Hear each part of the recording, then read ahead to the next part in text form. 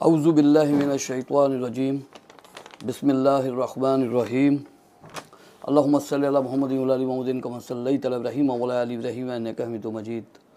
अल्लाहुम्मा बारिक अला मुहम्मदिन व अला आलि मुहम्मदिन कमा बारकता अला इब्राहीम व अला आलि इब्राहीम इन्नका हमीदुम मजीद सल्लल्लाहु अलैहि वसल्लम। प्रोग्राम कानूनी मशवरे के साथ अब्दुल रऊफ़ चौधरी एडवोकेट। कानून से आगाही हर शहरी का बुनियादी हक है। आज का सवाल जो पूछा गया है, इन्होंने पूछा है कि मैं और मेरा दोस्त अपने रोज़गार और बेहतर ज़िंदगी खातिर बाहर मुल्क जाना चाहते थे। मेरे मोहल्ले में रहने वाले शख्स ने मुझसे कहा कि उसके बहुत ज़्यादा ताल्लुकात हैं और कहा कि मैं एक फ़लाँ शख्स के ज़रिए आप दोनों को लीबिया भिजवाऊँगा, जिस पर मैं इसके झांसे में आ गया और इसने हमसे 2-2 लाख रुपए एक दफ्तर में वसूल किए और एक शख्स से मिलवाया कि ये आपको बैरून मुल्क भिजवा देगा और वहाँ नौकरी भी दिलवाएगा। आज कई साल गुजर गए हैं, ना बाहर भिजवाया और ना रकम वापस की। अब रकम वापस मांगने पर हमें धमकियाँ देते हैं। बहुत परेशान हूँ, मशवरा दें, क्या करें। ये इनका एक सवाल है जी। और सबसे पहले मैं इसका जवाब देने से पहले मैं आप सबके सामने कुछ चीज़ें रखना चाहता हूं ताकि आपके इल्म में आ सके और आप ऐसे जाली जो एजेंट हैं, जो बाहर भेजने के नाम पर लोगों से पैसा बटोरते हैं, उनकी जमा पूंजी से उनको महरूम करते हैं, उनसे बचने के लिए कुछ एहतियाती तदबीर के तौर पे मैं कुछ आपको मालूमात देना चाहता हूं। फिर इसका आखिर में मैं जवाब भी देता हूं। आज के दौर में किसी भी मुल्क में जाने से पहले इस मुल्क के इमिग्रेशन कवानीन से वाकफियत बहुत ज़रूरी है। आप बैरून मुल्क ख्वाह तालीम हासिल करने के लिए जाना चाहते हों या नौकरी या सैर व तफरीह की गरज से, आपको हर सूरत में बैरून मुल्क जाने के लिए मुकम्मल मालूमात हासिल करना ज़रूरी है। बैरून मुल्क जाने के सिलसिले में सबसे पहले अपने मुल्क के इमिग्रेशन जो कवानीन हैं और जिस मुल्क के लिए रवाना हो रहे हैं, इस मुल्क के इमिग्रेशन कवानीन दोनों का जानना लाजिम है। इमिग्रेशन कवानीन के बारे में हमारे मुल्क में लोगों को मालूमात ना होने के बराबर हैं,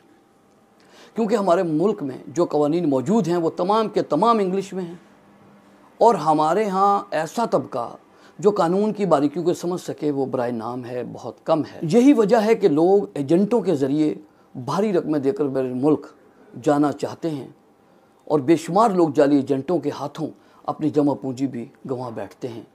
क्योंकि ये लोग जाली एजेंट और असली एजेंट में फ़र्क नहीं कर सकते कि कौन सा बंदा है जो जाली है, कौन सा असली है, कौन भिजवा सकता है और कौन सा नहीं भिजवा सकता। इसीलिए बैरून मुल्क जाने वाले ख्वाहिशमंद अफराद को चाहिए कि कानूनी रास्ता इख्तियार करें और हुकूमत के मुकर्रर करदा ओवरसीज़ एम्प्लॉयमेंट प्रमोटर्स के ज़रिए तमाम कानूनी कागजात मुकम्मल करके बैरून मुल्क जाएँ। ओवरसीज़ एम्प्लॉयमेंट प्रमोटर के ज़रिए लोगों की बहुत बड़ी तादाद बैरून मुल्क जाती है, क्योंकि गवर्नमेंट ने इन प्रमोटर हज़रात को इस सिलसिले में लाइसेंस जारी किए हुए होते हैं। इनके पास कानूनी इख्तियार होता है भिजवाने का जायज़ तरीके से और कानूनी तरीके से, और आपको तहफ़्फ़ुज़ में मिलता है जब आप इस तरीके से कानूनी तरीके से जब आप जाते हैं। ये जो प्रमोटर हज़रात हैं, ये जो हैं, ये बैरून मुल्क ख़ुद लेबर मार्केट को तलाश करते हैं और गैर मुल्की आजर यानी एम्प्लॉयर जो होता है से मुतल्लिका जॉब की डिमांड हासिल करते हैं उस मुल्क में कि भाई हम आपको कितनी डिमांड है, आपको कितने लेबर चाहिए, जो आपकी ज़रूरियात हैं। फिर उनके साथ वो एग्रीमेंट करते हैं, ठीक है ना। तो ये करने के बाद ये जो ओवरसीज़ एम्प्लॉयमेंट प्रमोटर वाले हैं, फिर ये डिमांड जो होती है ओवरसीज़ एम्प्लॉयमेंट प्रमोटर वाले एक इदारा जो कि FIA के उसमें होता है, जिसे हम कहते हैं प्रोटेक्टर ऑफ इमिग्रेंट्स का जो ये इदारा है, वो एम्प्लॉयमेंट प्रमोटर वाले जो हैं इन दस्तावेज़ की इन जो दस्तावेज़ात होती हैं, जो डिमांड होती है, वो जाकर जो हमारा इदारा प्रोटेक्टर ऑफ इमिग्रेंट्स है उसमें पेश करते हैं, जिस पर प्रोटेक्टर ऑफ इमिग्रेंट्स का इदारा जो है वो इन दस्तावेज़ की जांच पड़ताल करता है, तस्दीक करता है। जांच पड़ताल के बाद जब उनको ये महसूस होता है कि तस्दीक हो गई है कि सब दुरुस्त है, डिमांड भी ठीक है, इनका किसी के साथ एग्रीमेंट भी है और इनके पास एक जायज़ तरीके से लोगों को बाहर भिजवाने का एक डिमांड मौजूद है, ये साबित होने के बाद कि वो कागजात सारे दुरुस्त हैं, तो वो ओवरसीज़ एम्प्लॉयमेंट प्रमोटर जो हैं, जिनको लाइसेंस गवर्नमेंट ने इशू किए हुए होते हैं, उनको मुतल्लिका अफराद को बैरून मुल्क भर्ती के लिए तहरीरी इजाज़त देते हैं कि आप लोग जो है लोगों को भिजवा सकते हैं। लेकिन उससे पहले भी जब उनको इजाज़त दे दी जाती है इस सारी तस्दीक के बाद उसके बाद ये भी एक वो है कि भर्ती के बाद और वीज़ा लगने के बाद ओवरसीज़ एम्प्लॉयमेंट प्रमोटर वाले जो लोग हैं वो आपका केस प्रोटेक्टर ऑफ इमिग्रेंट्स में जमा करते हैं। और प्रोटेक्टर ऑफ इमिग्रेंट्स की ये जिम्मेदारी है कि एग्रीमेंट के मुताबिक तनख्वाह और दीगर सहूलतों के बारे में जिनका जिक्र एग्रीमेंट में मौजूद है इसके मुताबिक अमल हुआ है या नहीं हुआ उसकी तस्दीक करें कि जिसको ये भिजवा रहे हैं क्या उसके साथ जो इन्होंने बातचीत की है वो सारी शराइत पूरी कर रहे हैं या नहीं कर रहे। जब वो तसल्ली हो जाती है उसके बाद वो शख्स जो है वो बाहर जा सकता है, चला जाता है और उसको तहफ़्फ़ुज़ भी हासिल होता है। और दूसरी बात जो इसमें अहम होती है कि ये हर कोई शख्स नहीं है जो कह दे मैं आपको भिजवा देता हूँ। वो नहीं है कि जहाज़ खड़ा हुआ कोई जाके वहाँ बिठा देगा टिकट लेके आपको, ऐसा कुछ भी नहीं है। लेकिन मालूमात ना होने की वजह से हमारे बहुत सारे भाई अपनी जमा पूंजियों से महरूम हो गए हैं। अब मैं थोड़ा सा बता दूं कि प्रोटेक्टर ऑफ इमिग्रेंट्स का ये जो इदारा है इनका असल मकसद इमिग्रेशन को रेगुलेट करना है और पाकिस्तानी जो वर्कर है उसके मुफाद को वाच करना है। और ओवरसीज़ एम्प्लॉयमेंट प्रमोटर यानी एजेंट को पाबंद करता है कि जिन शराइत पर किसी शख्स को बैरून मुल्क मुलाजमत दिलाई जा रही है वो शराइत हर हालत में पूरी हों। यानी प्रोटेक्टर ऑफ इमिग्रेंट्स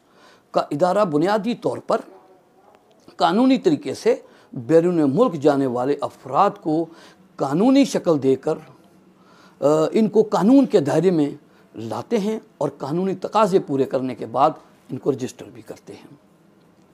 और फिर अगर किसी शख्स को ओवरसीज़ एम्प्लॉयमेंट प्रमोटर यानी एजेंट के ख़िलाफ़ कोई शिकायत हो